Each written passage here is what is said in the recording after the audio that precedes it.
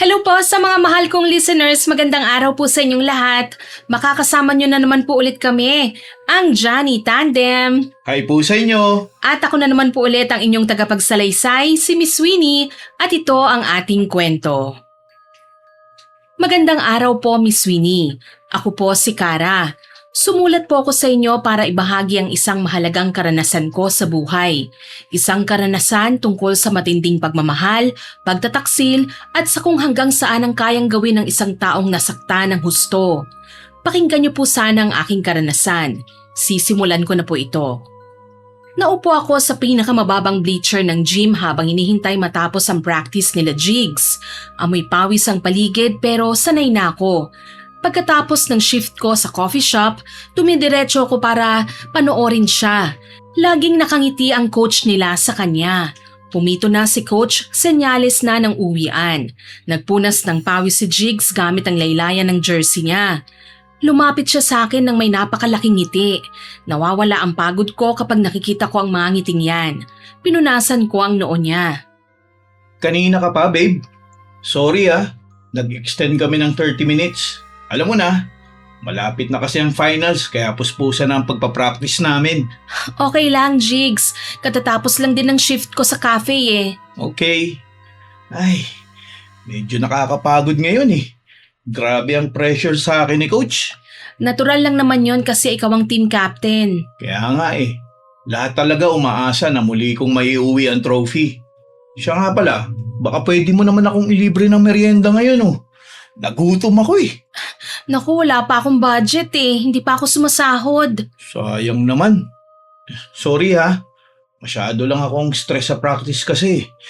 Ay, Oh, ang lalim naman ng buntong hininga mo.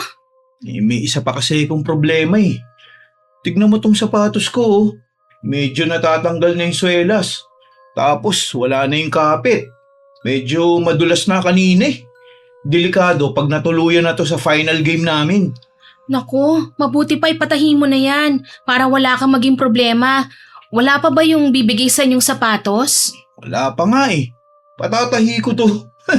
Nagpapatawa ka ba, Kara? Ako ang star player ng team namin. Tapos sapatos ko bagong tahi lang. Nakakaya naman yung ganun, no? Ano namang nakakahiya sa ganun? Basta. Ayoko magsuot ng tinahing sapatos sa championship, no? Nakakaya sa mga kalaban. Ikaw naman ang arte mo. Hindi nga, seryoso ko. Ang totoo niyan, may nakita akong limited edition na sapatos sa mall kahapon Yun sanang gusto kong suotin Bagay na bagay pa sa jersey namin. Di bilhin mo kapag nagpadala na ang mama mo. Naubos ko na yung padala niya Napabuntong hininga ko, Miss Winnie. Alam ko na kung saan papunta ang usapan namin Mahal ko si Jigs at ayoko siyang nakikitang nahihirapan, lalo na't mahalaga sa kanya ang larong ito. Pero kahit gusto ko siyang tulungan, hindi naman ako mayaman at wala rin talaga akong pera. Isa lang akong working student sa isang cafe na malapit sa school. Sanay na ako sa ganitong galawan niya. Sa buong panahon ng pagtago namin ng relasyon, madalas talaga sa akin siya humihingi ng kung ano-ano. Mula sa pamasahe pa uwi, pambili ng load hanggang sa panlibre ng merienda, pagkatapos ng mabibigat nilang practice. Ako lagi ang takbuhan niya, Miss Winnie. Ako ang tagagastos. At kapag nilambing na niya ako at binola, inaasahan na niya talaga na ako ang sasalo sa kanya. Gusto niyang ako ang maglabas ng pera para sa limited edition na sapatos na yon, kahit batid niyang pinaghihirapan ko ang perang sinasahod ko sa cafe, na kailangan kong i-budget ang bawat sentimo hanggang sa makaabot ng kinsenas, sa katapusan. Jigs, kung nagpapabili ka sa akin, wala talaga akong maibibigay ngayon Sa Sabado pa ang sahod ko. Babe, nagtatanong lang naman ako kung pwede mo akong tulungan. Kasi 'di ba, girlfriend kita. Wala naman akong ibang malalapitan kundi ikaw lang Saka, wala namang magtutulungan kundi tayong dalawa lang Gusto kitang tulungan. Sobra. Kaso, wala talaga akong pera ngayon Teka. Magkano ba yung sapatos na sinasabi mo? Higit 10K Nakasale na yun Ano? 10,000? Para lang sa isang pares ng sapatos?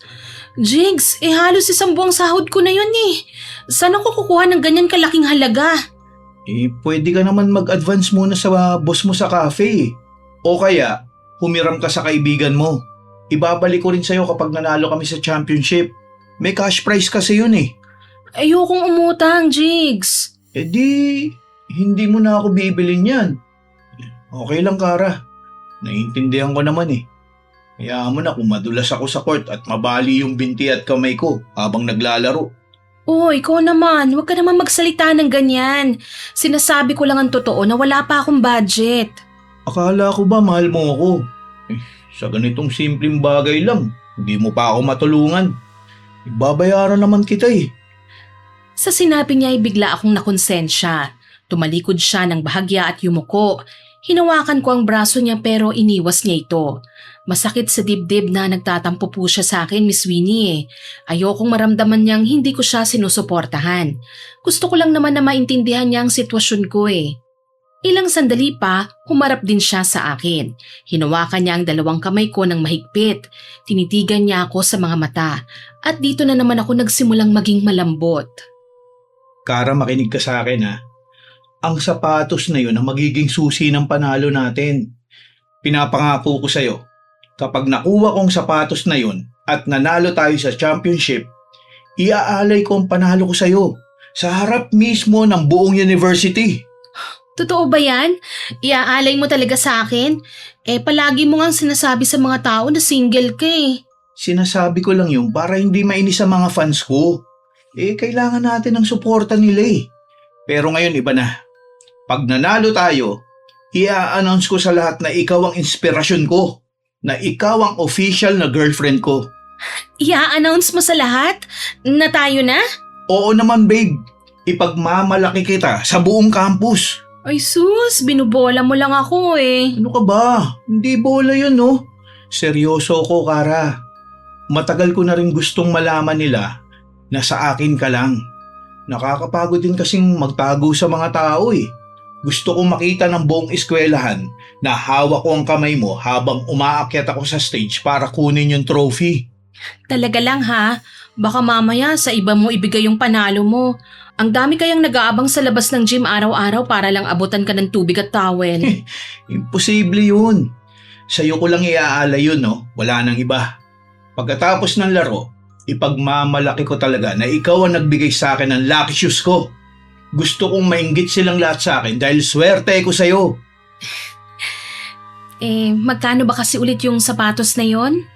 Nakasale na siya, babe. Bali, 12K lang naman. Nang marinig ko ulit ang presyo ng sapatos ay natulala ako, Miss Winnie. Halos buong buwan kong sahod talaga yon. Tapos babayaran ko pang boarding house sa 1 linggo. Pero sa kabilang banda, umiikot ang isip ko sa mga pangako niya. Sa tagal po naming nagtatago, ngayon ko lang narinig sa kanya na gusto niya akong ipagmalaki sa lahat. Ang sarap po nun sa pandinig. Nakita ko ang pag-asa sa mata niya. Nakangiti siya habang hinihintay ang magiging sagot ko. Pilit kong kinuwenta sa isip ko ang ipon ko at kikitain ko sa mga susunod na araw. Kailangan kong umutang sa kaibigan ko o mag-advance sa pinagtatrabahuhan ko. Ang mahal naman kasi talaga, Jigsy. Sabi mo kanina 10,000, ngayon 12 naman. Tapos magbabayad pa ako ng boarding house sa next week eh. Baka mapalayas na ako sa inuupahan ko kapag hindi ako makabayad. Ano ka ba? Diba sabi ko sa'yo, may cash prize naman yun. Papalitan ko yung pera mo. Sabihin mo lang na medyo malilate ka ng bayad mo. Hindi ka naman mapapalayas ka agad dun eh. May 3 buwan ka pang palugit bago ka nila pwedeng palayasin, no? Sigurado ka papalitan mo din ha? Oo naman, babe. Babayaran kita kagad pag may pera na ako. Kaya wag ka magalala. Sige na.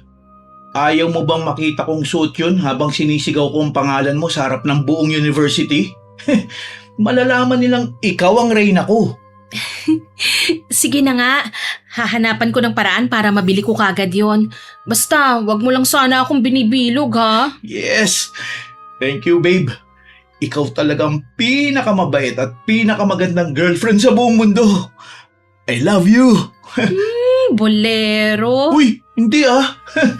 Masayang masaya lang ako ngayon. Tara, kain tayo ngayon sa labas.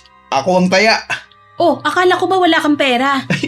May konti pa akong ipon. Ano? Tara, let's go! Napangiti na lang ako habang hila-hila niya ako palabas ng gym, Miss Winnie. Kahit kailan talaga, ang galing niyang magpakilig. Inilibre nga niya ako ng merienda ng gabing yon at pagkatapos, inihatid niya na ako sa boarding house. Samantala, pagdating ng linggo, maaga akong nagpunta sa mall.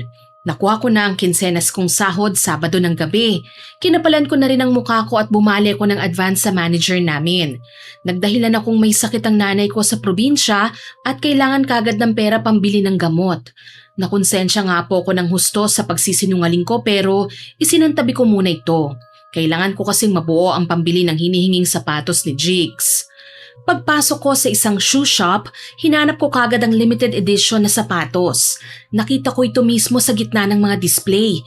Ito na lang ang kaisa-isang natitirang stock sa mismong size pa ni Jigs. Lumapit ako at mabilis na inunat ang kamay ko para damputin ang sapatos. Sakto namang may kamay ding humawak sa kabilang panig. Napatingin kagad ako sa babaeng nakasabay kong kumuha ng sapatos. Excuse me, ako ang nauna rito eh.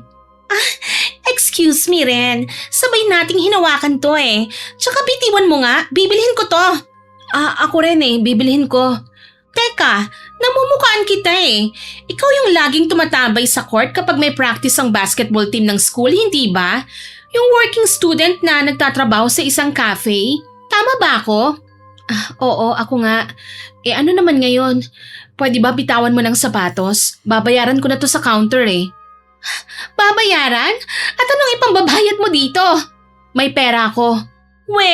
Pambili mo nga ng matinong damit, wala ka eh. Pambili pa kaya ng sapatos na to? Alam mo ba kung magkano to ha? 12,000 pesos ito, miss.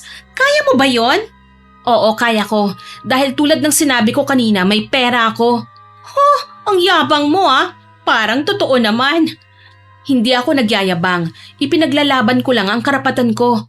Ako ang naunang dumampot nito eh. Sabay lang kaya tayo, no? Tsaka kung may pera ka man, alam ko namang pinaghirapan mo yan. Kaya hindi ko maintindihan kung bakit uunahin mo pang ibili ang luho mo, no? Hindi naman para sa akin to eh. Panregalo ko to. Panregalo? Kanino? Sa boyfriend ko to at kailangan niya ito sa finals. Wait, may shota kang basketball player? Sa itsura mong yan? May pumatol sa'yo? OMG, walang taste yon ha? Tumigil ka nga. Anong masama sa itsura ko ha? At oo, may boyfriend akong basketball player. Kaya bitiwan mo na to no kung ayaw mong masaktan ka. Sasaktan mo ako? Dahil lang sa sapatos? Grabe ka naman ha? Pangit ka na nga. Pangit pa yung ugaling squatter mo. Sumusobra ka na talaga ha?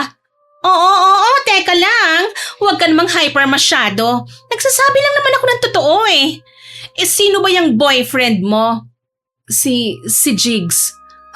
Si Jigs? Yung star player namin?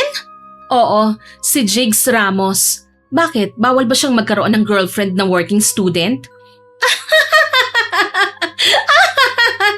Grabe, nakakatawa ka. Talagang naniniwala kang ikaw ang girlfriend niya, ha? Siguro isa ka sa sinasabi niya sa aking mga mukhang alalay na nagpapapansin sa kanya sa campus. Natahimik ako sandali at napatingin sa refleksyon ko sa salamin ng stall. Sobrang layo nga ng itsura ko kay Lorraine. Siya ang head cheerleader ng basketball team, anak mayaman, laging mabango, nakaayos ang buhok, puro branded ang suot na damit at iba pa. Kilala siya sa buong campus bilang reyna at pinagkakaguluhan ng lahat ng lalaki dahil sa ganda at yaman ni Sweeney. Samantalang ako, isang simpleng estudyante lang na wala masyadong pumapansin. Medyo nanliit po talaga ako sa sarili ko habang ikinukumpara ko ang sarili ko sa kanya. At habang nagsisimula ko na kaawaan ko na ang sarili ko, biglang hinila ni Lorraine ang sapatos. Nanlaban ako at mas hinigpitan ko pa ang kabilang dulo para hindi mapunta sa kanya. Nagpatuloy kami sa paghila hanggang sa may lumapit na sales lady at sinaway kami. Lalo namang nanggalaiti si Lorraine. Bitiwan mo sabi! Masisira to ano? Akin to, ikaw ang bumitaw. Okay, fine. Sa'yo na. Pero si Jigs, akin. Anong sinabi mo? Para malaman mo, nililigawan ako ni Jigs. Kahit ibigay mo sa kanya ang sapatos na yan, akin pa rin naman siya. Kaya huwag kang umasa, huwag kang ilusyonada. Hindi ako nag-iilusyon. Whatever. Sige, sa'yo na yan. Saksak mo sa baga mo. Ilusyonadang baliw. Sobra ka na ah. Hindi ako baliw. Bibilhin ko ang sapatos na to dahil hiniling niya. Tsaka deserve niya to dahil sila ang magcha-champion ngayong taon. At kapag nangyari yon, i-announce na niya sa lahat na ako ang girlfriend niya. Ha? I-announce? Saan? Sa panaginip? Ang kapal naman ng mukha mong mag-ilusyon. Excuse me din ha, hindi ako nag-iilusyon, kaya sorry ka. Hindi totoo yan, dahil ako ang nililigawan ni Jigs eh, at pinangako ko sa kanya na sasagutin ko na siya. Sinungaling ka, sinasabi mo lang yan kasi gusto mo akong ipahiya. Ang sabi niya wala siyang ibang babae kundi ako lang, at para sa akin ang laro nila. Kawawang nilalang, naniniwala ka naman sa pambobola niya. Kilala si Jigs sa buong campus, miss. Bolero siya eh. Hindi niya ako binubola. Totoong mahal niya ako. Alam mo, inuuto ka lang niya at nagpapauto ka naman. Tumigil ka na! Makinig ka sa akin. Ginagamit ka lang niya eh. At baka nga pinagtatawanan ka pa dahil para kang asong sunod ng sunod sa kanya. Sabi ng tumigil ka na eh. Ikaw ang tumigil. Sa tingin mo ba talagang papatol sa'yo si Jigs ha? At bakit hindi? Tumingin ka nga sa salamin. Wala kang binatbat sa akin. Pera lang ang habol niya sa'yo. Oo na, maganda ka. At hindi talaga ako kagandahan.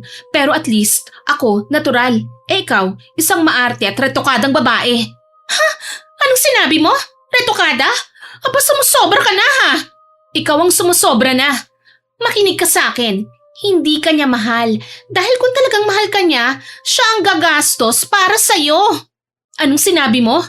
Siya ang magbibigay ng regalo, hindi yung ikaw ang magpapakahirap para lang mabilhan siya ng sapatos. Gets mo yon? Wala kang karapatang sabihan ako ng ganyan. Mahal niya ako, nagmamahalan kaming dalawa. Baliw, gumising ka na nga no? Nananaginip ka, ilusyonadang babae. Umirap si Lorraine, padabog na tumalikod at naglakad palayo sa akin, Miss Winnie. Naiwan akong nakatayo doon habang mahigpit pa rin ang hawak ko sa sapatos. Nakuha ko naman ang gusto ko eh, pero parang may malaking tinik na nakabara sa lalamunan ko, lalo't pabalik-balik sa isipan ko ang mga sinabi niya tungkol kay Jigs. Pero pilit kong inalis yon sa isipan ko. Dumiretso na lang ako sa cashier para magbayad. Paglabas ko ng mall, umuwi muna ako para magpahinga. Samantala, bandang hapon pumunta ako sa gym ng eskwelahan namin. Wala pa ang mga players sa loob pero alam kong may practice game sila ngayon bilang paghahanda sa finals. May mangilan-ngilan na rin pong nanonood ang mga nandon at maagang nag-aabang sa bleachers. Umupo po ako sa isang sulok na malapit sa court. Habang nililibot ko ang paningin ko, nakita ko si Mang Tony. Siya ang tatay ng kaibigan kong si Benji. Patapos na rin siyang maglinis ng kalat ng gym. Inayos niya ang mapatimba. Pag-angat niya ng ulo niya, saktong napatingin siya sa direksyon ko. Tapos lumapit po siya sa akin. Oh, Kara anak. Ang aga mo yata ngayon dito sa gym ah. Wala ka bang pasok sa cafe mo ngayon? Day off ko po ngayon, Mang Tony eh. Wala po kasi akong magawa kaya manonood po ako ng practice game. Oo. Maganda naman yan para malibang ka eh. Teka, siguro papanoorin mo ang anak kong si Benji ano? Naku, matutuwa yun kapag nakita ka ngayon dito. Opo, gusto ko rin pong suportahan ng best friend ko kaso medyo nagtatampo po siya sa akin ngayon eh. Ha? May tampuhan kayo? Bakit naman? Ano bang nangyayari sa inyo? Bihira kayong mag-away ng batang yun ah. Natahimik ako. Hindi ko masabi sa matanda na kaya kami nagkatampuhan dahil sa mga binitiwan ni Benji na salita na hindi ko nagustuhan. Nalaman kasi niya ang pakikipaglapit ko sa team captain nilang si Jigs. Kung ano-ano ang sinabi ni Benji tungkol kay Jigs kaya nagalit ako ng husto. Matagal ko na siyang hindi kinakausap at ganun din naman siya sa akin. Wala po ito, Mang Tony. Maliit na hindi pagkakaintindihan lang po. Alam niyo naman po si Benji eh. Minsan sobra po yun kung mga asar kaya napipikon ako. Nagkapikunan lang pala kayo. Opo, pero maayos din po ito kapag nagkausap na po kami mamaya. Mabuti naman kung ganun. Saka wag na kayong nag-aaway ah. Kasi alam mo yung batang yun, parang may pinagdadaanan eh. May pinagdadaanan po si Benji? Ano naman po kaya yun? Di ko nga alam eh. Ilang araw nang di nakakausap ng matino. Iniisip ko nga, baka nalulungkot na siya sa game. Kasi palagi na lang siyang ginagawang bangko eh. Sa bagay, totoo naman po yung sinabi niyo eh. Bakit nga kaya ganun? Hindi siya masyadong pinapasok ni coach sa mga mahalagang laban. Sayang yung bata na yun eh. Sayang po talaga kasi alam naman po natin na napakagaling ni Benji. Ang galing po niyang maglaro eh. Nung high school pa nga po lang kami eh, siya lagi ang nagpapanalo ng basketball team. Totoo yan. Kaya ako mabibigyan lang sana ng pagkakataon ng anak ko na maglaro ng mas matagal. Mas malaki sana ang pag-asa nilang mag-champion. Po? Hindi sa minamalit ko ang lineup nila ha. Pero wala akong kumpiyansa sa galaw ng team eh. Kulang sila sa koordinasyon. Bakit naman po? Magaling naman po ang starting players nila. Tsaka nandyan naman po si Jigs na MVP nila. Sigurado po akong mananalo sila. Wala silang teamwork anak. Puro sariling diskarte ang ginagawa nila sa court. Lalo na yung jigs na sinasabi mo. Masyadong buwaya sa bola yun eh. Yun po ba ang tingin niyo sa kanya? Sa laro niya, oo. Kasi nga, mas lamang ang pagpapasikat niya sa mga manonood eh.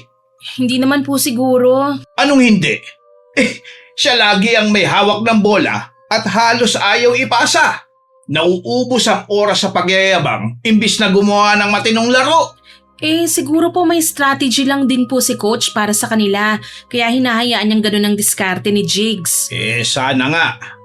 Nakakaawa lang tignan si Benji minsan eh.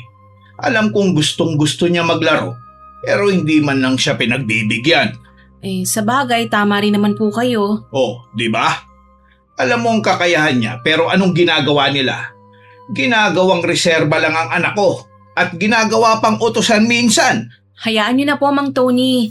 Darating din po ang tamang oras para kay Benji. Nakikita ko naman pong hindi siya sumusuko sa pangarap niya eh. Hindi talaga, Iha. Gustong gusto niya kasi ang basketball.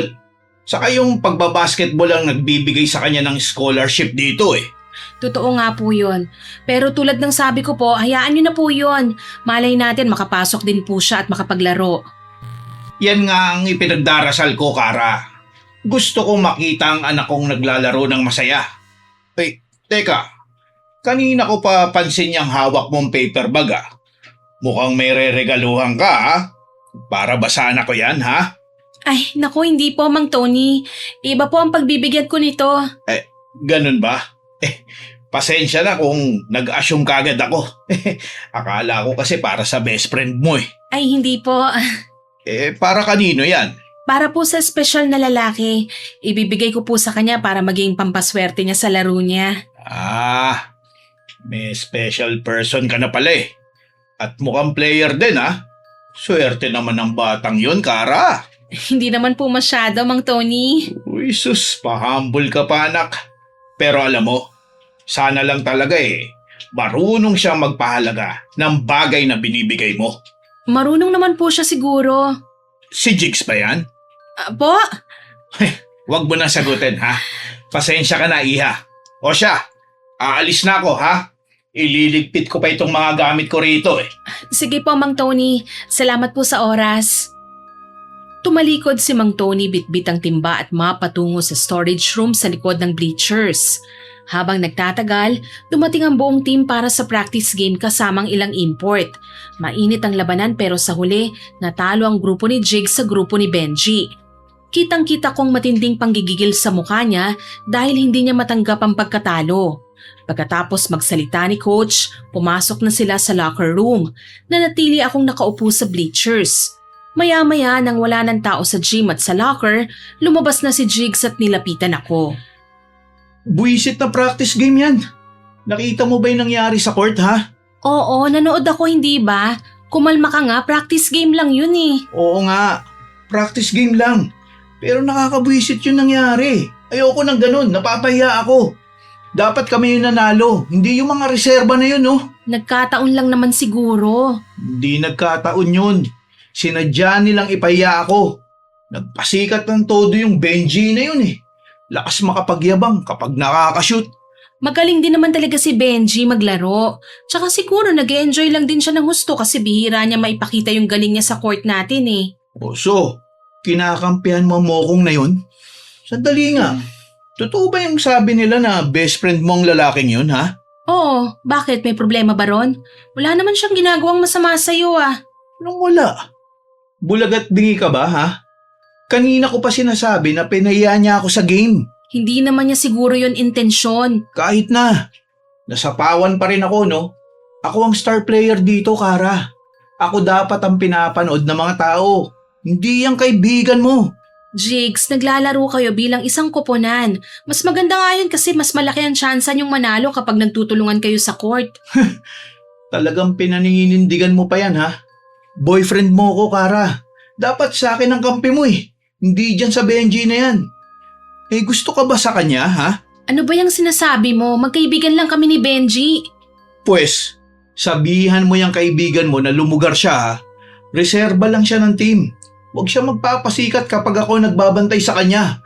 Dahil ako ang star player ng team na ito, no? Ano ba, Jigs? Practice game lang yun. Huwag mo nga dibdibin ang pagkatalo nyo. Basta. Sabihin mo sa kanya, tumigil siya dahil kapag hindi, ako mismo ang gagawa ng paraan para matanggal siya sa varsity. Huwag naman ganon, Jigs.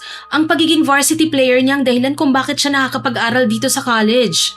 Pwede bang hayaan mo na lang siya? Sige, hahayaan ko siya. Basta marunong siyang lumugar, ha? Oo na, sasabihin ko na.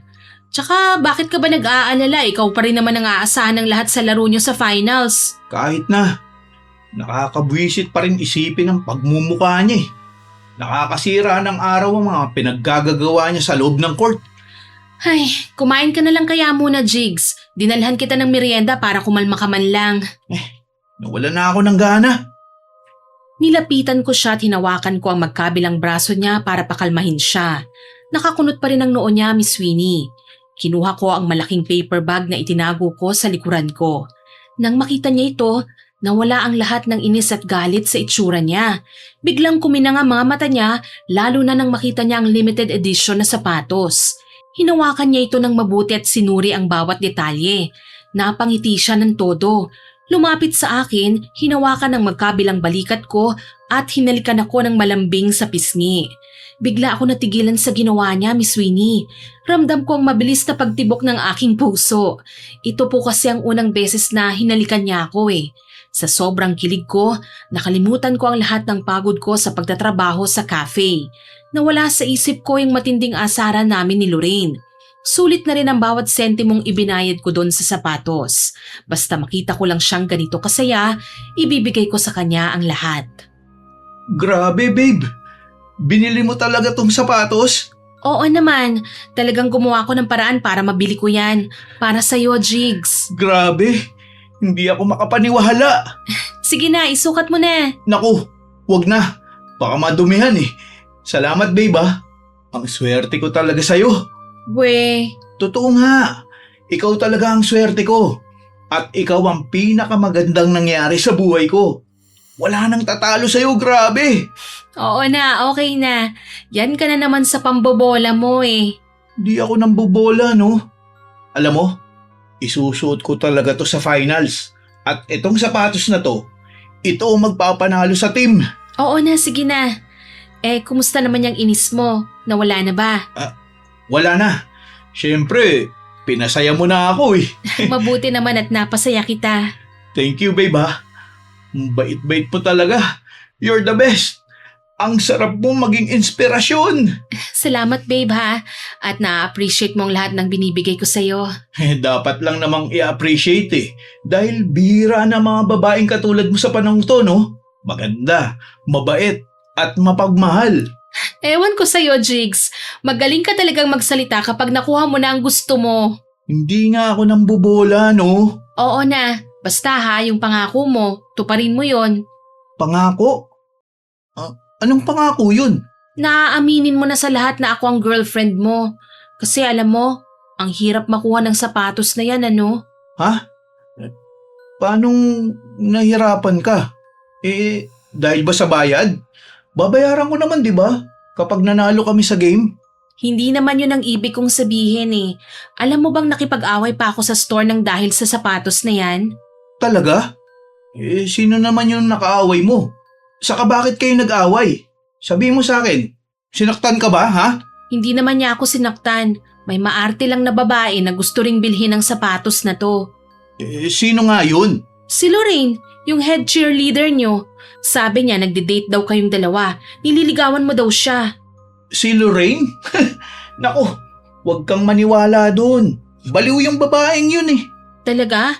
Bakit sinabi niya sa akin na nililigawan mo siya? Sinasabi lang niya yun kasi matagal na siya nagpapapansin at naghahabol sa akin. Hindi ko nga pinapansin yun eh dahil masyadong feeling. Feeling niya lahat ng tao nagkakagusto sa kanya. Alam mo bang sinabihan niya akong pangit? Talaga? Pero hindi naman totoo yun oh. Maganda ka. Saka promise, hindi ko siya nililigawan. Totoo ba yan? Hindi mo siya nililigawan? Hindi nga. Bakit ko siya liligawan? May girlfriend na ako. At ikaw yun. Mahal na mahal kita, babe. Nag-iimbento lang ng kwento yun, no? Napakunot ang noo ko at matagal ko siyang tinitigan. Medyo hindi ako kumbinsido sa sinabi niya, lalo at naalala ko yung mga sinabi ng babaeng yun. Kaya naman muli kong binanggit ang sinabi ni Lorraine na nagde-date daw silang dalawa. Yang si Lorraine, papansin masyado yan. Saka baka pinagsiselos ka lang noon. Baka nga. Selosa naman tong girlfriend ko, oh. Huwag ka nang mag-isip ng kung ano-ano dyan. Ikaw ang reyna ko. Wala nang iba.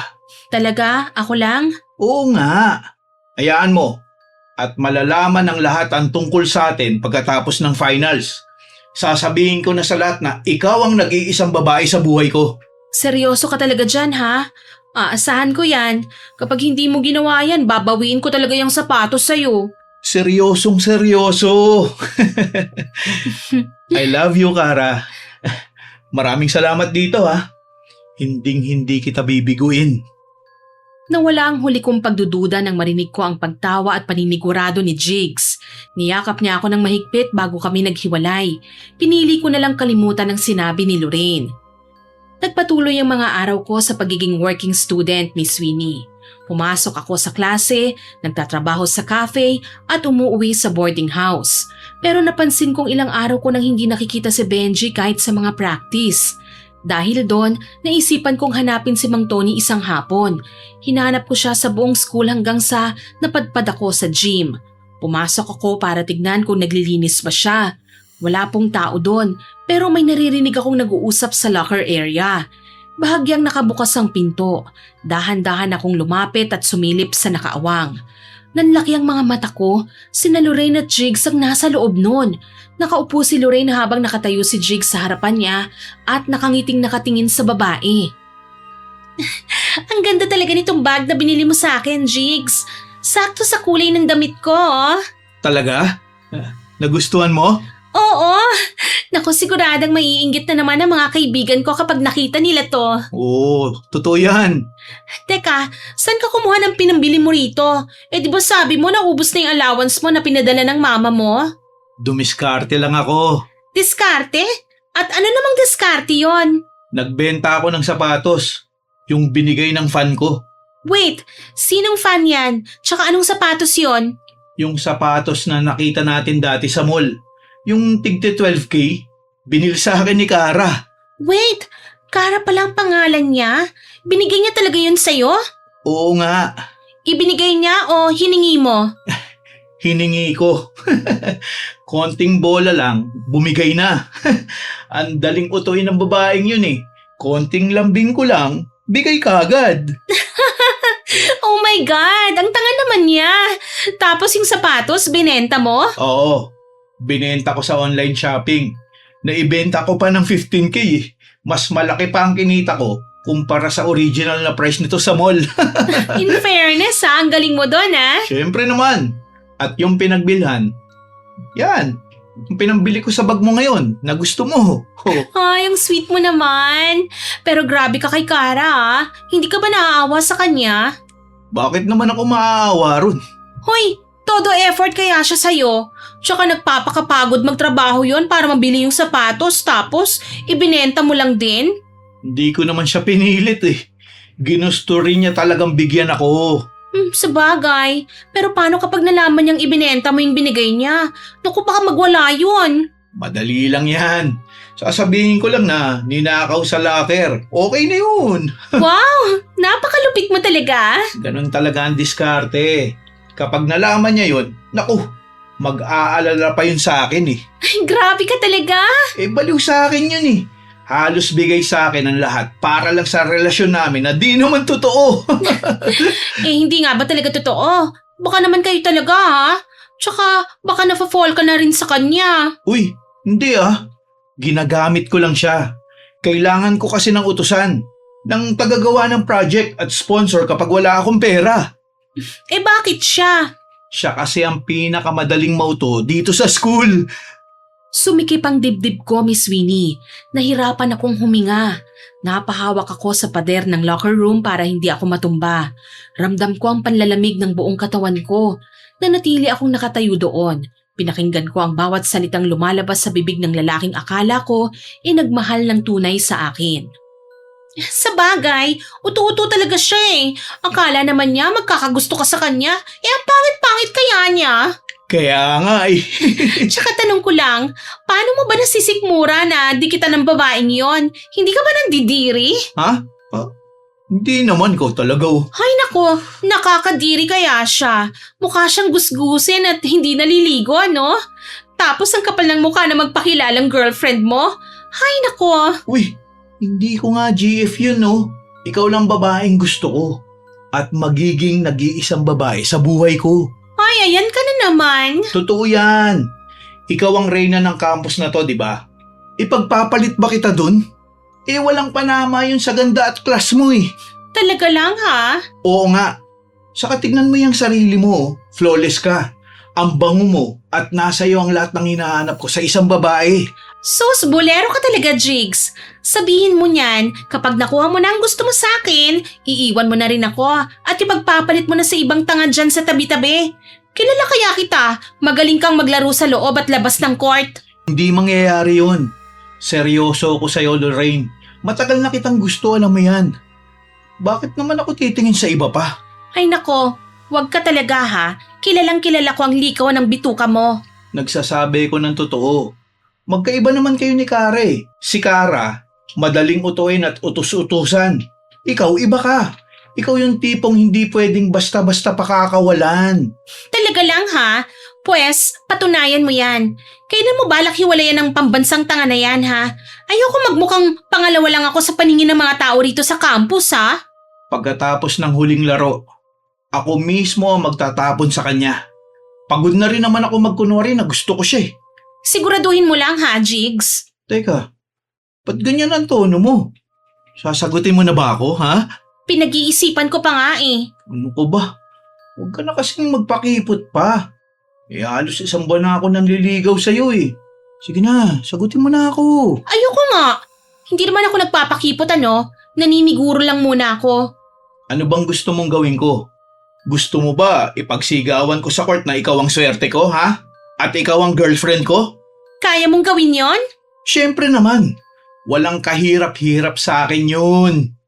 Natigilan ako sa bawat salitang binibitiwan niya, Miss Winnie. Pumatak ang mga luha ko. Ang sakit. Sobrang sakit ng nararamdaman ko ng mga oras na yon. Lahat ng sakripisyo ko, lahat ng pagmamahal na ibinigay ko, baliwala lang po pala. Narinig ko mismo sa sarili niyang bibig na inuuto at niloloko lang niya ako. Nagpakatanga ako ng sobra. Ibinigay ko po ang lahat. Inutang ko pa nga ang perang pinambili ko ng sapatos na ibinenta lang naman din niya para ipambili ng mamahaling bag ni Lorraine. Mariin ang pagkakakuyom ng mga kamao ko. Galit na galit ako. Ilang sandali pa muling nagsalita si Lorraine. Hindi pa siya tapos sa pang-aalipusta sa akin. Alam mo, nakakabwisit kaya yung pagmumukha ng babaeng yon. Tapos nalaman ko na best friend niya yung Benji. Ang yabang din ng reserbang yon ha. Nakakairita ang pagmumukha nilang dalawa. Silang bagay no? Pareho silang mga walang kwenta. Ah, si Benji ba? Naku, wala yun. Kuto lang yun sa court, no? Sa bagay. Siya nga pala. Sinasagot na kita. Talaga? Seryoso ka? Sinasagot mo na ako? Oh, bakit? Ayaw mo ba? O sige, pwedeng-pwede ko naman bawiin ngayon Uy! din. Hindi ah. Masayang masaya lang ako. Sinasabi ko sa'yo, hindi ka magsisisi sa akin. Aba, dapat lang, no? Ikaw na yata ang pinakamaswerteng lalaki sa buong campus kasi girlfriend mo na ako. Ako talaga, no? Grabe, ang tagal kong hinintay ito eh. Masaya ako na akin ang pinakamagandang babae dito sa school natin. O ngayon, jowa mo na ako. Pagbabawalan na kitang lumapit sa pangit na yon. Tigilan mo na siya, okay? Oo, titigilan ko na siya, promise. I-block mo na ang number niya. I-block mo siya sa lahat ng social media accounts mo. Ayoko na makita siyang umaali-aligid sa'yo, ha? Oo, gagawin ko yan para sa'yo. Wala akong pakialam sa kanya, no? Wala naman yung halaga sa akin eh. Napahawak ako ng mahigpit sa pinto. Gusto kong sumigaw at pumasok sa loob para sampalin silang dalawa ng paulit-ulit, Miss Winnie. Gusto kong bawiin ang bawat sentimong ginastos ko sa kanya. Naalala ko yung mga gabing wala akong tulog, nag-aaral at nagtatrabaho ng sabay. Ang mga tanghaliang pinalampas ko para lang may maihulog sa alkansya at ang pagmamakaawa ko sa manager ng cafe para makautang. Ibinigay ko ang lahat dahil naniniwala ako sa matamis niyang salita at pangakong ipagmamalaki niya ako. Lahat pala, isa lang yung malaking kasinungalingan. Nasaktan ako ng husto dahil sa mga narinig ko. Pinasok ng matinding galit ang buong sistema ko. Wala silang itinirang respeto para sa akin. Nilingon ko ulit sila sa loob. Nagtatawanan pa rin sila. Hinawakan ni Jigs ang bewang ni Lorraine at hinalikan siya sa labi. Bago ako umalis, yumuko ako at may kinuha sa ibaba. Tapos lumabas na ako. At sa labas, may nakasalubong akong tao. Oh, Kara, galing ka sa loob? Opo, Nakita mo? alam po ninyong nandun sila? Oo. Nandun kasi ako kanina sa loob. Naglilinis ako banda sa locker room pero bigla akong pinalabas ng lalaking yun. Wala talaga siyang hiya. Ganun na nga. Pero pinalabas ako kasi mag-uusap daw sila nung babae. Yung cheerleader na si Lorraine? Oo, siya nga. Bawal daw ang istorbo eh. Kaya lumabas na lang ako. Narinig mo bang pinag-uusapan nila? Narinig ko po ang lahat, Mang Tony. Tama po kayo. Tama po lahat ng sinabi ni Benji sa akin noon. Ginawa lang po akong tanga ni Jigs. Ginawa kang tanga ng lalaking yun? Opo, ginamit lang niya ako. Talagang napakawalang yan niya. Siya nga po pala, nasan po si Benji? Gusto ko po siyang makausap eh. Gusto kong magsumbong sa kanya eh. Pasensya ka na, Kara ha. Pero wala siya rito ngayon eh. Umuwi sa probinsya namin. Umuwi ho? Bakit po siya umuwi? Paano po yung laro nila sa finals? Babalik naman siya bukas. Mabuti naman po. O sige na, Iha ha. Marami pa akong gagawin sa kabilang building eh. Diyan ka na muna. Sige po. Umuwi ka na rin ha. Magpahinga. Tama na ang pag-iiyak, okay? Huwag mong iyakan ng isang walang kwentang lalaki. Hindi na po ako nakasagot. Tinapik niya lang ako ng mahina sa balikat ko bago siya tuluyang tumalikod at naglakad palayo. Samantala, pag uwi ko ng boarding house, muling bumalik sa isip ko ang lahat ng mga naging sakripisyo ko kay Jigs. Dahil dito, naisip kong gumanti. Kung gusto nilang maglaro, papatulan ko ang laro nila. Tumayo ako at lumapit sa cabinet kung saan nakatago ang natitira kong pera. Uuwi ako ng probinsya. Kumuha ko ng ilang pirasong damit at isiniksik sa loob ng bag ko. Nag-text lang ako ng maikling mensahe sa manager ng cafe na hindi muna ako papasok dahil may emergency. Dumiretso ako sa terminal ng bus at bumili ng tiket pabalik sa bayan namin. Gabi na nang makarating ako sa bahay namin doon. Gulat na gulat ang lola ko nang makita niya ako. Kara, apo, ano ginagawa mo rito? Gabi na ha, walang pasok bukas ha? Lola, hindi ko na napigilan ang emosyon ko. Niyakap ko siya ng mahigpit at umiyak ako ng napakalakas. Ay, pumasok ka muna. Halika rito sa loob, apo. Umupo ka dyan sa silya. Ano bang nangyari? Bakit ka umiiyak ng ganyan? May nanakit ba sa'yo ha? Opo, Lola. May nanakit po sa akin. Sino? Sabihin mo sa akin. Babalatan ko ng buhay ang gumawa niyan sa'yo. Si Jigs po, Lola. Yung lalaking madalas ko pong ikwento sa inyo noon. Yung sikat na basketball player po sa university namin. Yung sinasabi mong nobyo mo, yung pinag-iipunan mo ng pambili ng regalo. Oh, bakit? Anong ginawa niya sa'yo? Niloko po niya ako, Lola. Kinuha niya ang lahat ng pera ko at tiwala. Pinagtawanan niya ako sa harap ng ibang tao. Pinagtawanan? Bakit? Anong ginawa mo sa kanya para kutsain ka niya? Wala po. Naging mabuti po ako sa kanya. Niregaluhan ko pa nga po siya ng mahal na sapatos eh. Tapos, Tapos, hindi niya nagustuhan ang regalo mo. nagustuhan po niya. Tuwang-tuwa pa nga siya, Lola eh. Nangako pa siya sa akin na ipagmamalaki niya ako sa buong university. Na mahal niya ako at kung ano-ano pa. Binola ka niya. Opo, at hindi lang po yun. May iba po siyang babae, Lola. Si Lorraine, siya yung cheerleader namin. Talaga? Opo, at siya po talaga ang gusto ni Jigs. Ibinenta niya yung sapatos na binigay ko at pinambili niya yun ng bag at ibinigay doon sa babae. Walang yang lalaking yun Tinapakan ang dignidad mo. Opo, tapos nilait pa po nila ako. Kesyo pangit, desperada, ambisyosa raw po ako. Sinabi nila yon. Opo, Lola. Manluloko po ang lalaking yon. Lola, gusto ko pong gumanti. Tulungan niyo po ako. Ano ang nais mong mangyari? Gusto mo ba siyang bigyan ng matinding sakit sa katawan? Sandali lang po, mag-iisip muna ako. Gusto mo ba tadtarin natin ang sugat ang katawan niya? O kaya pilayan natin? Hindi po, Lola. Ang basketball po ang buhay niya. Yung pagiging MVP po niya ang ginagamit niya para manloko ng tao. Gusto kong mawala ang kakayahan niyang maglaro. Yun ang gusto mo. Opo, gusto kong bumigat ang mga binti niya sa tuwing tatapak siya sa court. Gusto kong maramdaman niya ang pagiging walang kwenta. Sige apo. Gagawin natin yan kung yan ang gusto mo. Salamat po, Lola. May gamit ka ba dyan Nagaling sa kanya. Kinuha ko mula sa bulsa ng bag ko ang isang itim na sintas. Bago ko tuluyang umalis kanina sa gym, nakita ko ang sapatos niyang nakalapag sa harap ng pinto. Kinuha ko ang ekstrang sintas ng sapatos niya ron. Iniabot ko ito kay Lola Rodora. Kumuha si Lola ng isang maliit na manika na gawa sa basahan at tuyong dahon ng saging mula sa loob ng baul. Kumuha rin siya ng 3 itim na kandila. Isara mo ang lahat ng bintana, apo. Bawal pumasok ang liwanag mula sa labas. Kailangan natin ng purong dilim. Tumayo ako at mabilis na isinara ang bintanang gawa sa kawayan, Miss Winnie. Ibinaba ko ang kurtina. Tahimik po ang buong paligid. Bumalik ako sa upuan. Sinindihan niya ang 3 itim na kandila sa paligid namin.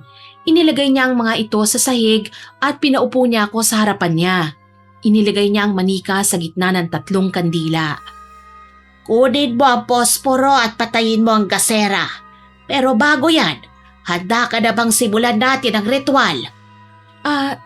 Lola. Pakinggan mo ko, apo. Buo na ba ang loob mo? Baka naman mahal mo pa yon. Hindi na po. Wala na po akong nararamdamang pagmamahal sa kanya. Niloko po niya ako eh. Kinuha niya ang pera ko at pinagtawanan pa niya ako. Ang sama ng lalaking yon. Kaya nga po eh. Kaya hindi na magbabago ang isip ko. Gusto kong bumagsak ang karir niya bilang basketballista. Kung ganon, hindi na kita pipigilan pa. Alam mo ang ginagawa mo at paninindigan natin ang bawat hakbang na ito. Opo, gawin na po natin, Lola. O sige, patayin mo na ang gasera at magsisimula na tayo. Gagapusin natin ang kanyang mga paa. Hinipan ko na ang apoy ng gasera.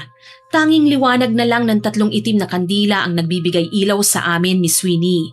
Kinuha niya ang itim na sintas at pinulupot ito ng mahigpit sa 2 binti ng manika. Bawat ikot ng sintas ay may kasamang bulong at orasyon mula sa kanya. Iba ang lingwahe na kanyang binibigkas. Mababa, mabigat at puno ng diin ang bawat salita ng lola ko. Naramdaman ko ang pag-ihip ng malamig na hangin mula sa loob ng kubo. Tumayo ang mga balahibo ko sa braso.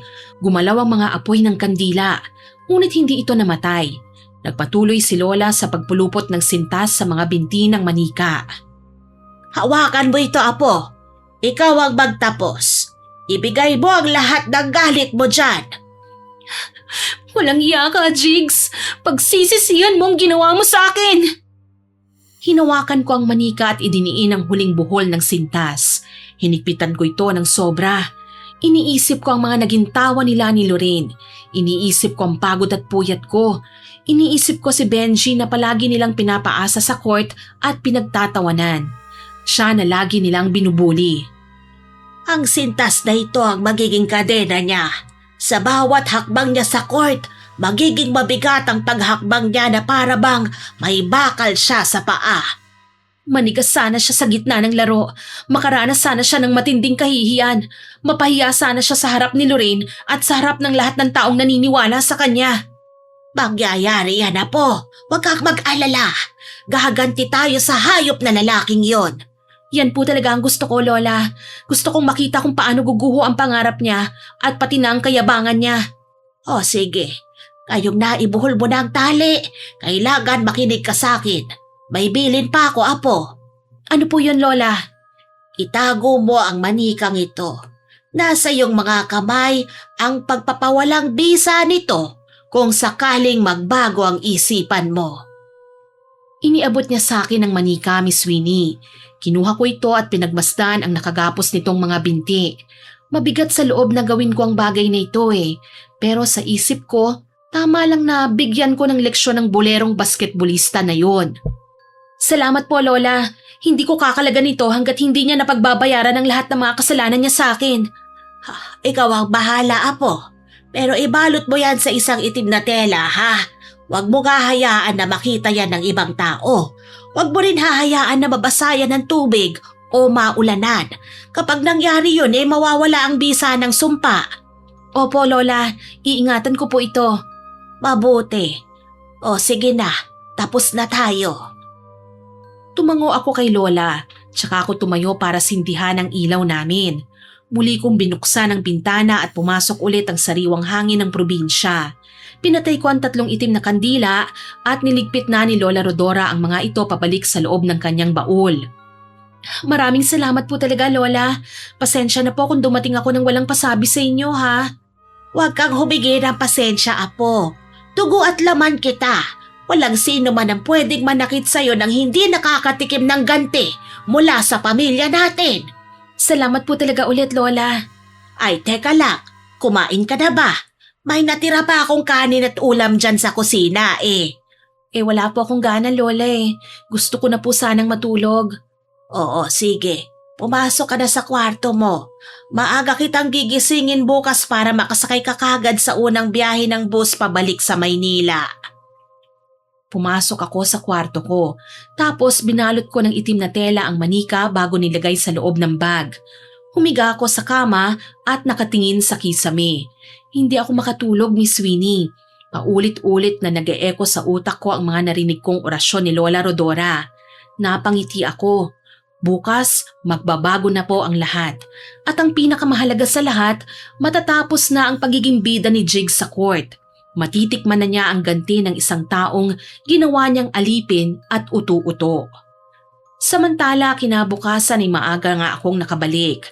Nang makapasok na ako sa school, nakasalubong ko sa hallway si Jigs at hindi ko siya pinansin. Pero sinabayan niya ako sa paglalakad. Uy, babe! Good morning! Oh, Jigs, good morning. Kumusta ka na? Ang aga mo yata ngayon Alam mo kahapon, hindi kita nakita pagkatapos ng practice game namin Umuwi ka ba kagad? Oo dumiretso ako sa boarding house. Kailangan ko magpahinga Kaya pala. Sayang. Gusto sana kitang kasabay maglakad pa uwi Pero okay lang. Naiintindihan ko na pagod ka sa trabaho mo sa cafe.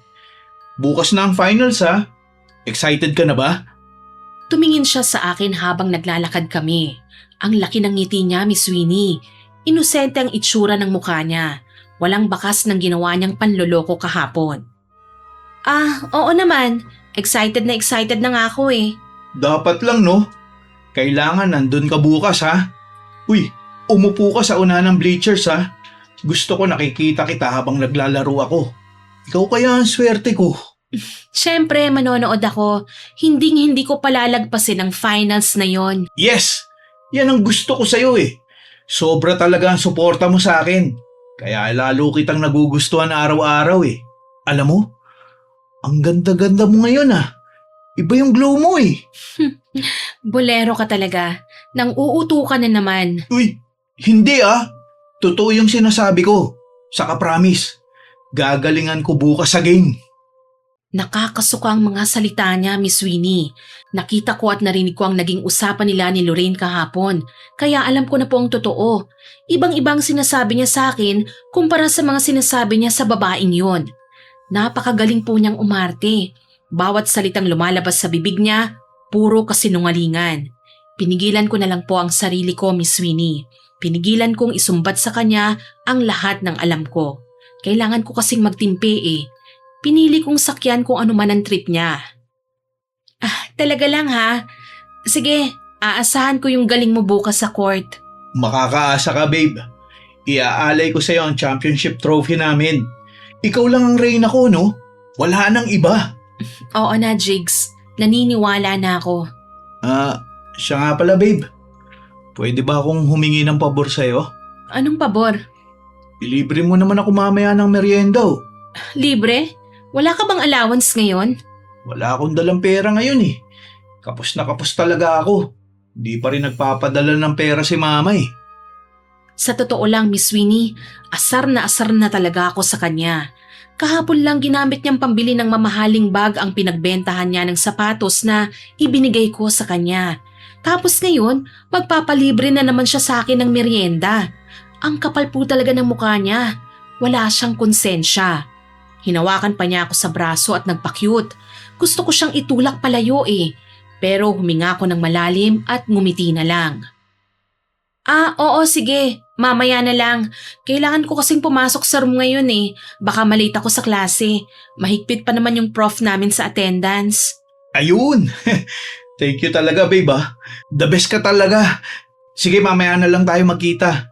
Hintayin kita sa kantin mamaya ha. Oo sige. Sige, pumasok ka na.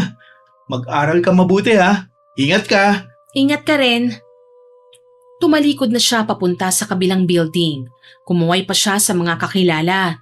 Tahimik kong pinanood siya. Ngumisi ako at sinabi sa sarili kong, i-enjoy mo lang Jigs ang mga huling araw mo. Dahil bukas, matatapos din ang lahat ng mga kabalastugang ginagawa niya. Kinabukasan punong-puno po ang gym. Maingay ang buong paligid. Hindi ako naupo sa dati kong pwesto sa harapan. Bagkus umupo ako sa isang sulok na hindi masyadong pansinin. Mahigpit ang hawak ko sa bag ko. Maya-maya pa, umalingaw-ngaw na ang sigawan ng lumabas si Jigs. Nakataas ang kamay niya. Kaway dito, kaway doon. Feeling celebrity ang loko. Tapos nakita ko rin si Lorraine. Malapad ang ngiti ng babaeng yon. Nakatitig lang ako sa kanila. Maya-maya may umupo sa tabi ko. Paglingon ko, si Mang Tony. Pwede ba akong tumabi sa'yo, Iha? Mang Tony, kayo po pala. Uy, bakit nandito ka sa dulo? Ang layo mo naman sa may court, oh. Okay lang po ako dito. Sigurado ka? Ayun, may bakante pa naman doon sa ibaba, oh. Doon, oh, sa may pangatlong row. Mas makakanood ka ng maayos doon. Wag na po. Mas gusto ko po rito sa itaas eh. Ayoko po ng masyadong magulo. Sa bagay, medyo mainit rin sa baba. Dikit-dikit ang mga estudyante. Dito, medyo presko. Tumango na lang po ako. Ibinaling niya ang tingin sa court. Pinanood namin ang pagsisimula ng laro. Nakatutok naman ang mga mata ko kay Jigs. Sinundan ko ng tingin ng mga paa niya. Nakasuot siya ng sapatos na puti na may itim na lining. Bago po ito, ibang-iba sa paborito niyang sapatos na madalas niyang gamitin. At lalong hindi ito yung sapatos na binili ko para sa kanya. Ibinenta niya nga talaga yung niregalo ko. Tignan mo yung lalaking yun, oh. Ang yabang talaga lumakad. Akala mo, pag-aari niya yung buong gym eh. Hayaan niyo na po siya, Mang Tony. Alam mo ba, nagwawala yan dito sa gym ng isang araw. Nagwawala po? Bakit po? Kasi may kumuha yata ng sintas ng sapatos niyang ginagamit sa practice. Sintas po? Nawala? Oo, sintas lang naman. Pero galit na galit siya kahapon. Hinanap niya kung sino ang nag-trip sa kanya.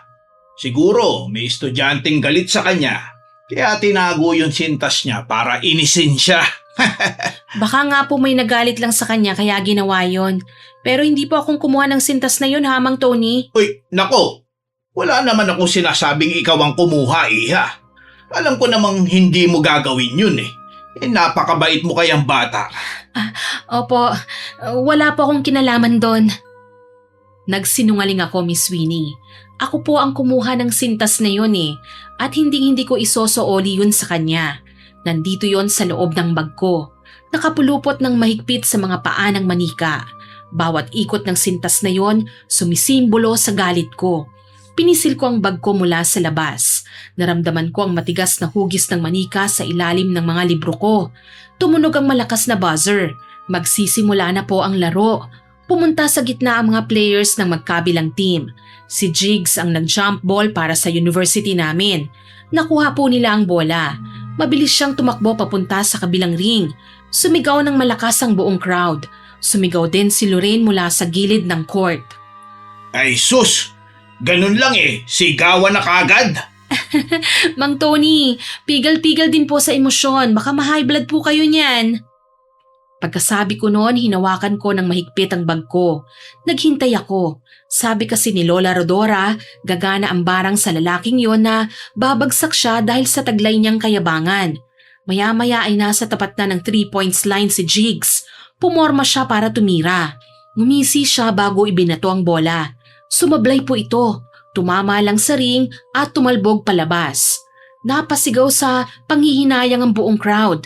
Napangiti naman ako. Wala pa po yun. Umpisa pa lang ang laro. Hindi pa nagsisimula ang parusa. Napatitig ako kay Jigs habang tumatakbo siya pabalik sa depensa. Mabagal siya ngayon. Hindi ito ang normal na bilis niya sa korte. Napakunot naman ang noo ni coach sa gilid. Sumisigaw siya ng instructions pero hindi masyadong makasagot si Jigs. Hinihingal siya kagad. Napansin mo ba yon, Kara? Ang alin po? Mabigat ang katawan ni Jigs ngayon. Tignan mo yung pagtakbo niya, oh. Walang energy. Baka po pagod lang sa kaka-practice. Imposible. Dati naman na hindi siya ganyan eh. Kahit puyat yan, mabilis yan. Sinasapian yata ng katamaran ng lalaking yan ngayon ah. Hindi na ako sumagot, Miss Winnie. Tinutukan ko lang si Jigs. Nakuha ng kabilang team ang bola mula sa kasamahan niya. Tumakbo sila papunta sa ring namin. Sinubukan silang habulin ni Jigs. Pero sa bawat hakbang niya, nakikita kong nahihirapan po siya. Pinilit niyang iangat ang mga binti niya pero parang ang bigat-bigat po nun. Parang may pumipigil sa kanya. Gumagana na nga ang sumpa. Nararamdaman na niya ang bigat ng itim na sintas. Umikot ang bola sa kamay ng kalaban. Umiinit na ang laro. Pero si Jigs patuloy na lumulubog sa kahihiyan. Hindi siya makatakbo ng maayos. Hindi siya makashoot ng bola. Maya-maya pa, nagpatawag na ng timeout ang coach. Coach, hindi ko magalaw na maayos sa mga paa ko eh. Ang sakit. Aray, parang namumulikat. Hala, wala na. Na-injury na si Jigs. Kaya nga po pero kaya niya po yan. Nanatili akong nakatingin sa ibaba ng court. Para pong hindi naniniwala ang coach nila at pinipilit pa rin siyang paglaruin. At sa pagbabalik nila, pagkapasa ng bola kay Jigs, sinubukan niyang tumakbo ulit pero para siyang biglang napatid at bumagsak ang mukha niya sa sahig. Tumahimik po ang buong gym. Naku, Diyos ko! Ano nangyari? Hindi ko po alam. Hindi ba boyfriend mo siya? Bakit parang hindi ka apektado? Ay, dati po yon pero hindi na kasi ngayon Sila na po ni Lorraine. Kayo talaga, Mang Tony, napaka-chismoso nyo. O, tignan nyo, mukhang maglalaro na ho si Benji, Ay, oo nga ano. Habang inaalalayan ng mga medics si Jigs palabas ng court, nakangiwi siya. Namimilipit siya sa tindi ng sakit at hirap na iangat ang mga paa niya habang pinapasa ng sarili niyang bigat. Kitang-kita ang gulat at pagkalito sa mukha ni coach nang mapansing wala naman silang maaasahang star player para tapusin ang laban. Agad niyang binaling ang tingin sa bench at tinawag si Benji. Iba po maglaro si Benji. Mabilis siyang kumilos at walang mintis ang bawat pasa niya sa mga kakampi niya. Hindi siya nagpapadala sa panggigipit ng kalaban. Siya ang nagpatibay sa depensa at siya rin ang kumana ng mga crucial points para maihabol ang koponan nila. Bawat tira po niya mula sa tres ay malinis na pumapasok sa ring. Kitang-kita ang diskarte at talino niya sa pagpapatakbo ng laro. Sa huling 10 segundo, hawak ni Benji ang bola. Tumakbo siya papalapit sa ring, lumaktaw sa mga depensa at binitiwan ang huling tira bago tumunog ang buzzer. Hiyawan sa buong gym nang tuluyang pumasok sa net ang bola at nanalo po sila. Ayun! Nakita mo yun, Kara? Sabi ko na nga ba eh. Si Benji talaga magdadala ng team nila hanggang sa dulo. Ang galing-galing talaga ng anak ko! Huhuhu! Oo nga po, ang galing ni Benji. Yes! Anak ko yata yan! Ay, teka, huminahon po kayo. Pasensya ka na, Iha. Masayang-masaya lang talaga ako. Proud na proud ako sa anak ko ngayon. Nakaka-proud naman po talaga eh. Tiyak ko siya po ang MVP ngayong taon. Oh, di ba? Matagal ko nang sinasabi na magaling talaga ang anak ko. Mabuti na lang at pinagbigyan tayo ng pagkakataon. Ay, sorry. Mali pala yun. Ay sus, hindi po mali yun. Hindi nyo naman po hiniling na ma-injury si Jigs eh. Buti nga po yun sa kanya. Mayabang kasi. Sa bagay. Pero masaya talaga ako sa wakas. Tatawagin ng MVP ang anak ko. At siguro naman magtatanda na yung mayabang na yun. Si Jigs po? Oo. Alam mo bang nalaman ko sa anak ko na binubuli pala siya ng lalaking yun? Talaga po? Ano pong ginagawa sa kanya? Bukod sa pisikal na abuso, kung ano-ano pa ang sinasabi sa kanya. Na kesyo hindi raw siya bagay dito sa eskwelahan na to dahil anak lang daw siya ng janitor. Grabe naman po yun. Walang ya talagang lalaking yun. Hayaan niyo po, magbabayad ang Jigs na yan. Matututunan po niya ang leksyon niya. Pangako ko yan sa inyo, Mang Tony. Tumayo na po ako. Tumayo na rin si Mang Tony at sabay kaming bumaba patungo sa gitna ng court kung saan nagdiriwang ang buong team. Nakita ko si Benji na lumingon sa direksyon namin. Ngumiti siya at kumaway sa amin. Tumakbo na ako palapit sa kanya habang sumisigaw. Napatingin ako kay Lorraine na noon ay nakanganga at nakatitig na lang sa amin ni Benji. Samantala lumipas po ang ilang araw, kumalat po kagad ang balita tungkol kay Jigs na mag-araw po ng husto ang 2 binti niya. Dinala siya sa ospital pero walang epekto po ang gamot. Dahil desperado, nagpatingin daw sila sa isang kilalang albularyo dahil hinala nila baka nakulam siya. 2 linggo matapos ang finals, biglang may tumawag sa akin sa cellphone. Hello? Sino to? Ako to, si Jigs. Oh, Jigs, napatawag ka. Anong kailangan mo? Kara, pwede ba tayong mag-usap? Ano naman ang pag-uusapan natin? Busy ako marami akong ginagawang project. Sandali lang. Huwag mo ibaba ang tawag ko. Ano kasi, nalaman ko na nabarang ako. Talaga? Sure ka ba dyan? Oo. At alam ko kung sino ang gumawa nun. Oh, sino? Huwag ka na magmaang-maangan pa. May alam ka sa nangyayari sa akin, di ba? Wala akong alam dyan, Jigs. Hindi yan totoo. Kasi posibleng ikaw ang may kagagawan ng pagkakasakit ko. Ha? Bakit mo naman nasabi yan? Ako, babarangin kita? Wala akong alam sa ganyang bagay ha? Nang bibintang ka ng walang pruweba. Huwag ka nang magsinungaling sa akin. Hindi ako nagsisinungaling sa'yo. Pumunta kami sa albularyo. Sabi niya, may nagtanim daw ng matinding galit sa akin. Isang babae. Oh, porket babaeng sinabi niya na may galit sa'yo ako na yon? Makinig ka muna. Ang sabi ng albularyo, may kinuha raw siyang personal na gamit ko at yun ang ginamit sa ritual para di na ako makalakad pa. Maraming babae ang pinaikot at niloko mo, no? Bakit ba ako kagad ang pinaghihinalaan mo? Nawawala ang sintas ng sapatos ko at ikaw ang kumuha nun. Pina-review ko yung CCTV, Kara. At yung sintas na yun ang ginamit laban sa akin. So, alam mo na pala na nandun ako. Alam mo rin na narinig ko ang mga pinag-uusapan nyo ni Lorraine. Pero Kara, Huwag mo na akong makara-kara dyan. Malaki ang kasalanan mo sa akin, kaya deserve mo kung anong nararanasan mo ngayon. maawa ka sa akin, Kara. Hindi ko na kaya ang sakit Maski painkiller, di na kayang pigilan ng kirot. Kaya parang awa mo na. Tama na. Ayoko! Niloko mo ko, Jigs. Ginamit mo lang ako at ang totoong mahal mo pala ay si Lorraine. Pinaasa mo lang ako na ako lang ang babaeng mahal mo. Pero nagkamali ako. Puro peke ang pinakita mo sa akin. Binola mo lang ako dahil alam mong mahal kita. Hiwalay na kami ni Lorraine. Iniwan niya na ako. Ano? Eh di ba kasasagot lang niya sa'yo? Oo, pero nung nalaman niyang ganito ko, hindi niya na ako kinakausap. Hindi niya na nga ako kinakamusta eh. Maski sa social media, blinak niya ako. Talaga? Ginawa niya yun sa'yo? Oh, ano ngayon ang pakiramdam ha? Anong ibig mong sabihin? Anong pakiramdam ng pinaasa at ginawang tanga? Alam mo, bagay talaga kayo eh. Pareho kayong makasarili at walang kwenta. Alam ko yun. Totoo naman yung sinabi mo eh. Maski nga sa basketball team eh, wala na rin silang pakialam sa akin ngayon. Yung atensyon nila, na kay Benji na. Kawawa ka naman pala, Jigs. Kawawa talaga. Lalo at wala nang pumapansin sa akin ngayon. Mabuti naman, naranasan mo rin ang naranasan ko na baliwalain at itapon pagkatapos pakinabangan. Alam ko na at hindi pala madali, kaya please, patawarin mo na ako. Bawiin mo na yung sumpa. Ang kapal ng mukha mong humiling ng ganyan, matapos ang lahat-lahat ng ginawa mo sa akin. Niloko mo na nga ako eh, pinagtawanan niyo pa ako ni Lorraine. Nadala lang ako. Hindi ko sinasadya, Kara. Hindi mo sinasadya pero alam mo, kahit ganito ako, ibinigay ko sa iyong lahat eh. Yung sapatos, pinangutang ko nga yun eh, para lang masiyahan ka.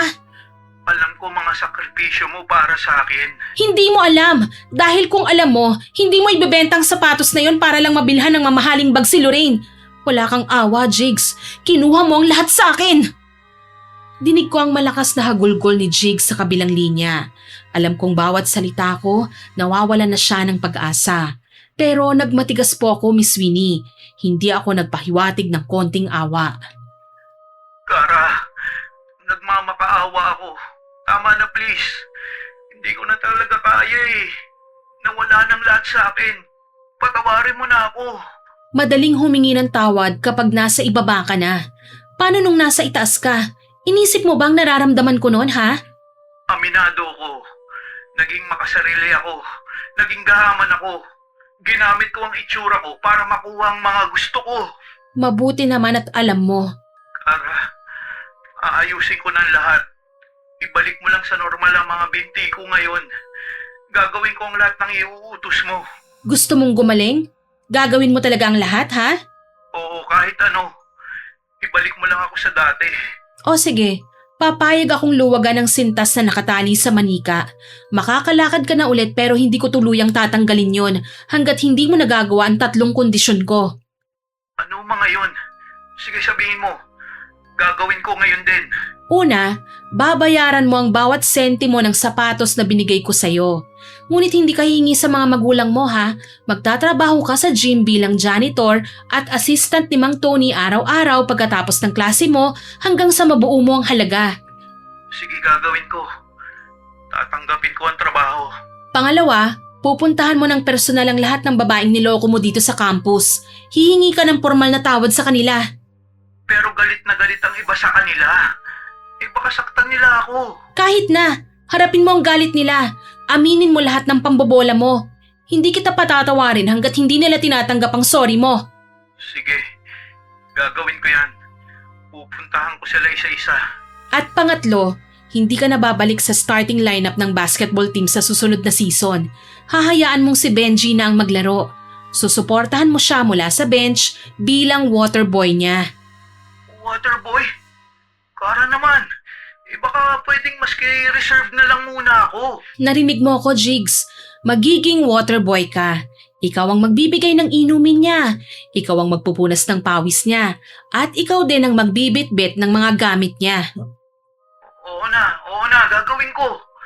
Basta pagalingin mo lang ako ha. Okay, basta ha, tandaan mo. Nasa akin pa rin ang sintas mo.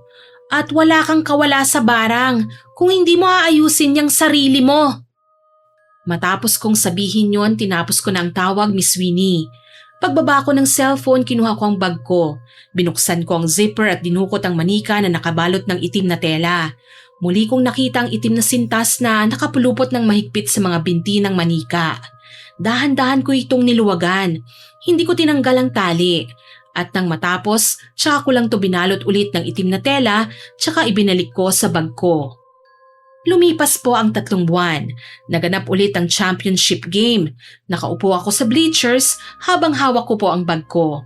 Nanalo ang team namin at muli si Benji ang tinanghal na Finals MVP. Tumingin ako sa bench. Nakita ko si Jigs na nag-aabot po ng tubig at tuwalya kay Benji. Pagkatapos ng laro, naiwan siya sa court kasama si Mang Tony para maglinis ng sahig. Lumapit ako sa kanila. Inabot sa akin ni Jigs ang huling sobre ng pera para sa bayad niya sa sapatos. Tinanggap ko po ang sobre mula sa kanyang kamay. Binuksan ko ito at sinilip ang laman. Oh, eto na ba ang huli? Oo, Kara. Kompleto na yan ha. Binilang ko kanina bago ko ibigay sa'yo. Wala nang kulang kahit 1 sentimo. Salamat, Jigs. Mukhang umu-okay ka na rin Abay, okay na talaga yan, Kara. Wala akong masabi sa batang yan eh. Araw-araw siyang dumarating dito ng maaga para maglinis. Walang reklamo kahit pinapagawa ko sa kanya ang pinakamabigat na trabaho sa storage room. Si Mang Tony kung ano-ano ang sinasabi nakakaya naman. Nagsasabi lang naman ako ng totoo, iho. Mabuti naman po kung gano'n, Mang Tony. Natupad na ang unang kondisyon. Natupad mo na rin ang pangatlo. Yung pangalawa, nagawa mo na ba? Oo, pinuntahan ko na silang lahat. Isa-isa ko silang nakausap. Humingi ako ng tawad kahit masakit talaga sa pride ko. Oh, anong nangyari? Yung iba galit na galit sa akin. Pero hinayaan ko na lang sila na maglabas ng sama ng loob. Tinanggap ko ang bawat mura at sermon nila. May mga hindi pa ako pinatawad eh. Ayos na yon. Nakaraan na yon eh. Hindi na natin maibabalik pa yon. Kaya kung pagpapatawad ko ang hangad mo, pinapatawad na rin kita, Jigs. Biglang natigilan si Jigs sa narinig niya. Nanlaki ang mga mata niya habang nakatitig sa akin. Hindi siya makapaniwala sa sinabi ko, Miss Winnie. Akala niya siguro niloloko ko siya. Samantala nang sabihin ko yon, naramdaman kong gumaan ang pakiramdam ko. Isang totoong ngiti ang sumilay sa labi ko. Wala na yung galit, yung hinanakit at yung pait na matagal ko na pong kinikimkim. Nakangiti naman si Mang Tony habang pinapanood kaming dalawa. Si Jigs naman nakatayo lang doon, nakabukang bibig at pilit inuunawa ang mga sinasabi ko. Totoo ba yan, Kara? Talagang pinatawad mo na ako? Oo, Jigs. Tapos na. Malaya ka na. Sana patuloy ka nang magpakabait ha. Maraming salamat, Kara. Seryoso, hindi ko alam kung paano pa ako magpapasalamat sa iyo eh. Hinding-hindi ko na makakalimutan ang lahat ng to. Pangako, talagang magbabago na ako. Nakakatuwa namang marinig ang sinasabi mo, iho. Pero sana, wag mo nang sasayangin ang pangalawang pagkakataon na binigay sa iyo nitong si Kara, ha? Opo, Mang Tony. O siya, teka muna. Baka naman sa uli, kayo pa rin ang magkatuluyan, ha? Sabi nga nila, ang mga nag-aaway ay nagkakaibigan din. Naku, Mang Tony, wag na po kayo magbiro ng ganyan ha. Sobrang dami na po ang atraso ko kay Kara noon. Hindi na po niya ako magugustuhan ngayon. Oo, tama ka nga dyan, Jigs. Ang totoo po niyan may bago na akong minamahal ngayon. At kilala niyo po siya, Tatay Tony. Ha? Anong sabi mo? Tatay Tony? Bakit mo ako tinawag na tatay, iha? Malakas na tumawa si Mang Tony habang inihahampas sa tuwa ang hawak na basahan sa bench. Ako naman po, huminga ng malalim bago ko ibinunyag ang totoo. Gusto ko nang tapusin ang pagtataka nila. Tinawag po kitang Tatay Tony kasi kayo po ang tatay ng lalaking nagmamayari ng puso ko ngayon. Ano? Totoo ba yan, Kara? Kayo na ngayon ni Benji? Opo, at mahal na mahal ko po ang anak niyo. Natigilan si Jigs. Bumuka ng bahagya ang bibig niya pero walang salitang lumabas. Kitang-kita ko ang biglang pagbabago ng ekspresyon sa mukha niya. Halatang nagulat po siya sa mga sinabi ko. Napalunok siya ng ilang beses sa sinabi ko. Si Benji? Oo, Jigs. Si Benji. Kami na. Pero bakit ang bilis naman yata? Baka binobola ka rin niya, ha? Huwag mong iisiping pareho kayo, Jigs. Ibang-iba si Benji. Hindi mo siya kilala para husgahan mo ng ganyan. Si Benji pa talagang sasabihin mong mambobola sa akin, ha? Ni wala nga siyang track record na ng bola ng babae Mabait siya. Mahal ako at siguradong hindi niya ako sasaktan.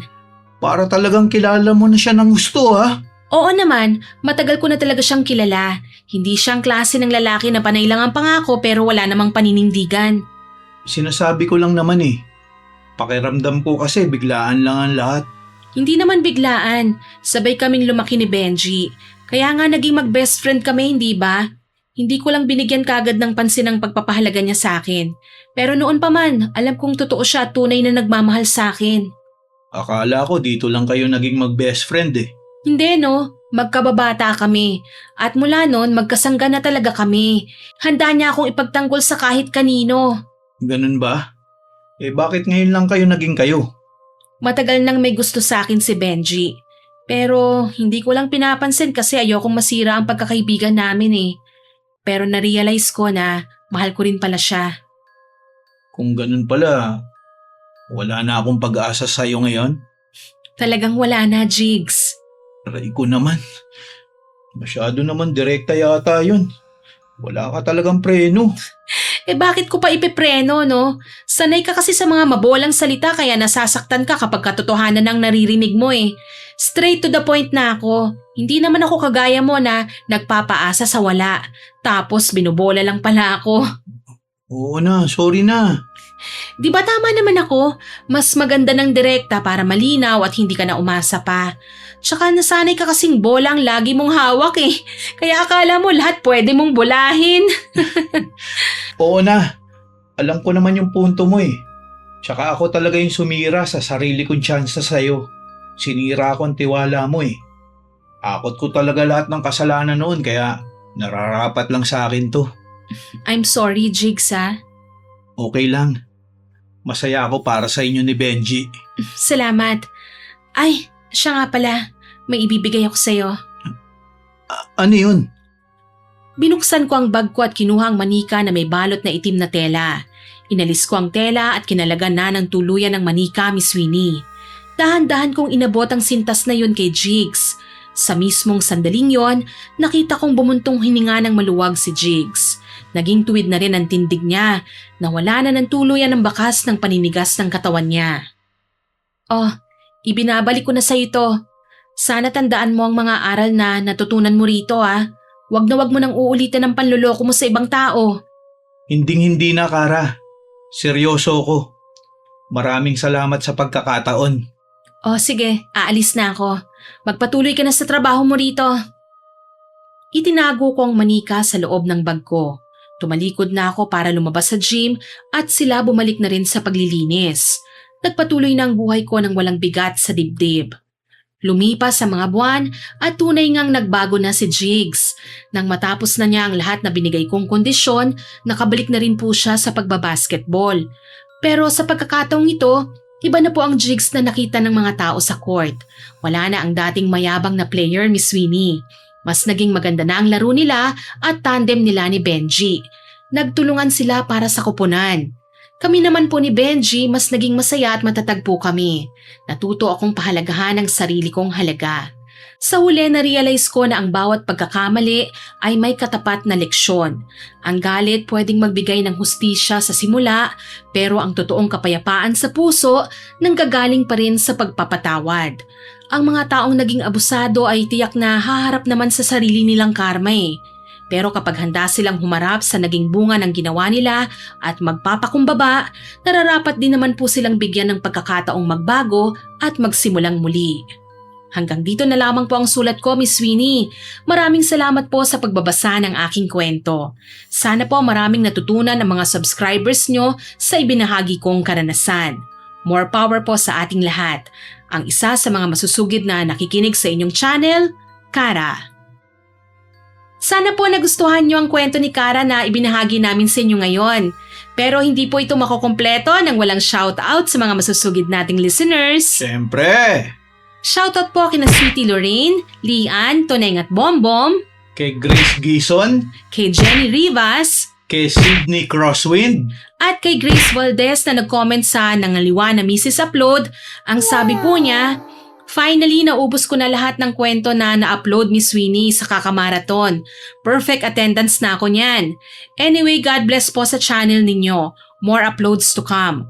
Always listening here at Singapore. Di matatapos ang pang-araw-araw na gawain kapag hindi nakakapakinig ng mga kwento ninyo. Thank you po sa comment yung yan, Ma'am Grace. Yun po talaga ang goal namin eh. Yung mapasaya kayo, malibang sa pakikinig, at kasama nyo rin po kami sa pang-araw-araw na gawain ninyo. Trabaho man po yan sa ibang bansa o sa bansa natin, o may mga gawaing bahay man kayo sa kani-kanilang pamilya nyo, makakasama nyo po kami. Kaya salamat po sa comment yung yan. Maraming salamat din po sa lahat ng nakinig at nagkomento sa mga nauna naming upload. Abangan nyo pa po sana mga stories namin at huwag kalilimutang mag-subscribe, mag-like, mag-share at mag-comment sa mga stories namin. Para po mabilis nyong makita kung may bago kaming upload, pindutin nyo lang po ang notification bell para lagi kayong updated at notified. Patuloy pa rin pong lumalaki ang Miss Winnie Horror Story Channel Yes. At lumalaki na po ang pamilya natin, syempre sa tulong po ninyo. Tama. Kaya aasahan po namin ang suporta nyo, ha? Muli, ako po si Miss Winnie at kasama ko pa rin po si Sir John. Go, go, go, Team Johnny! Nagpapasalamat po kami sa inyong walang sawang pakikinig at pagsuporta.